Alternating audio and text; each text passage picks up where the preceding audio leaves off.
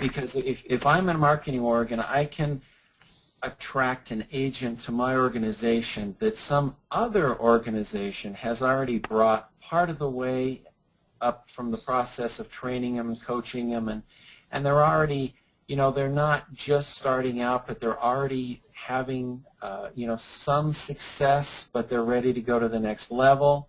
That's really the kind of person that they're looking for, somebody that they, don't have to start with, just raw materials that, they can take them to the next level. Okay, excellent. And Chuck, on the marketing campaigns, those are direct marketing email campaigns. Are they web-based online campaigns, all of the above? How is it that that if I was in this industry, how is it that you would market to me? Well, if you were a producer, you would be receiving, obviously, the phone calls that we're making. You would be receiving email messages that would be trying to accomplish the same end, that being recruiting. Okay. A certain amount of direct mail. That's kind of been on the wane lately because of the increases in the postal rates and whatnot. But there are also industry trade shows that are held for that purpose. And there are a couple of national associations who get involved. But it's, the email, trade publications, and telemarketing are probably the major ways that these marketers reach out to the producers. Okay, so it's not unusual for these producers to have a gatekeeper or something to that effect because they are, they are almost say bombarded with different offers from different organizations. Is that accurate? Well, it depends on the size of the agency. A lot of these folks are, 1, 2, 3 person agencies that have a little storefront on Main Street, so they don't really have a lot of resources to really have a gatekeeper per se. And really, I think if there's any bombardment, it is probably more so on the email side than it is on the telemarketing side, because I don't think there are that many people that are in this space right now that are doing significant amounts of telemarketing.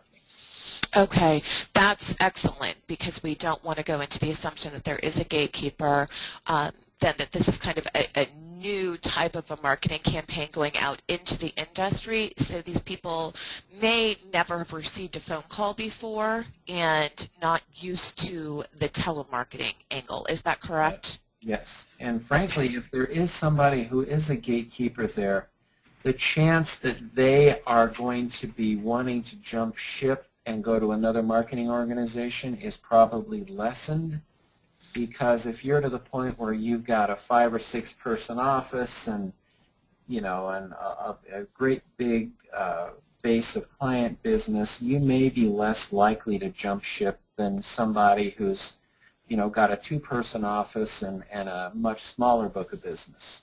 Okay, that would make sense. Now, the marketing campaigns that we are targeting, those are really much more of the single office, the 2 to 3, as you described, up to 3 people on Main Street type of storefront, and those are the specific qualifications you're using on providing us the information on the list. Is that correct? Yes, where we can. Now, we can look, we try and when we build our database, we cast the net out and we try and get basically every producer that we can get.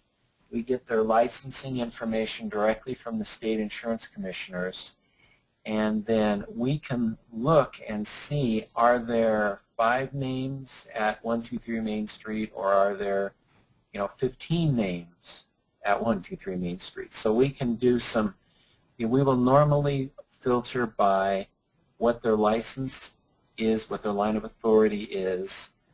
Sometimes even we can get from the state insurance boards, we can get what companies what carriers they are currently appointed with. And if we know that there is some issue in the industry that makes one carrier much more favorable. You know, if I'm selling for Allianz and, you know, but, you know, AIG over here has got a much better rate of commission on the same kind of product, then, hey, that becomes a really good select for us. We would look for everybody who's appointed with Allianz and call them and say, hey, do you know that AIG over here is giving you a lot more money for the same work you're already doing? You know, that kind of a thing. So it really kind of depends on the nature of the offer and who the client is. But long story short, yes, we are trying to target the lists in the database directly to fit the nature of the offer being presented. Okay, so great. It's pretty cutthroat. I was just going to say it's pretty cutthroat. It really is. It is extremely so. And, you know, any time where there's a lot of money at stake, it is even more so. Yeah, no kidding. Right, right. But it makes sense for them to do that, you know, trying to get people that are already kind of trained, they know what they're doing, to kind of, hey, come on over here and work for me. Yep. That's exactly right. Okay, and Chuck, a couple more clarifying questions. I'm sorry, Sure. This is kind of getting into some detail, but I'm kind of thinking it'll give us a better idea when we're training and for global response on this.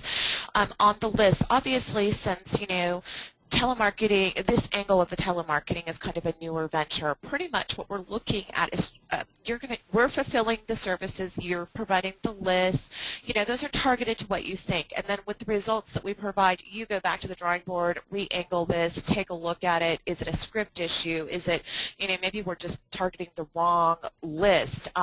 Is that basically how that works? Yeah, that would be exactly right. If we find that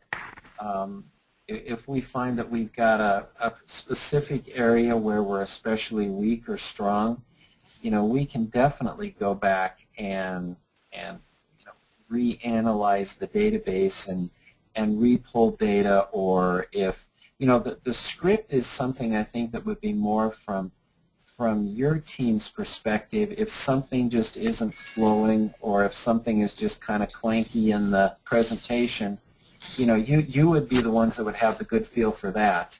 And, you know, we're always very receptive to any feedback that you have on the scripts and what flows and what doesn't and what's being well received. And you know, we would always be open to that. But like I said, that I think is less in our court and more in yours, whereas the list is just the opposite. We would really be the ones to be tweaking the list to maximize the results that way. Great, and then within the partnership, really what you're looking for us is for us to maximize the script, talk to you, give you guys a feel, because the only way you're going to know what's going on the calls and on the phones is for us to relay the information to provide you as much insight into what's happening there. Is that correct? Yeah, because say, for example, we had a campaign that was going out and it had a stated rate of commission. And you're talking to people and they're going, that's nothing. I get, you know, blah, blah, blah from these guys over here, and why would I want to do that? Well, you know, we would need to know that kind of feedback so we could go back to the client and say, hey, you know, you're getting your butt kicked by this guy over here, and, you know, you probably better rethink what we're talking about here. Okay, excellent. So you really want input from us. We want input from the callers. We are really providing you a pulse of what's happening, talking to these producers, and we're relaying that information to you to all of us get the best results possible, and that is win-win and really partner. You want us to take control of the calling side, per se, to really communicate and understand, so you guys can understand what's going on, so the clients can then understand what's going on, and we can get this to be more result driven. Exactly.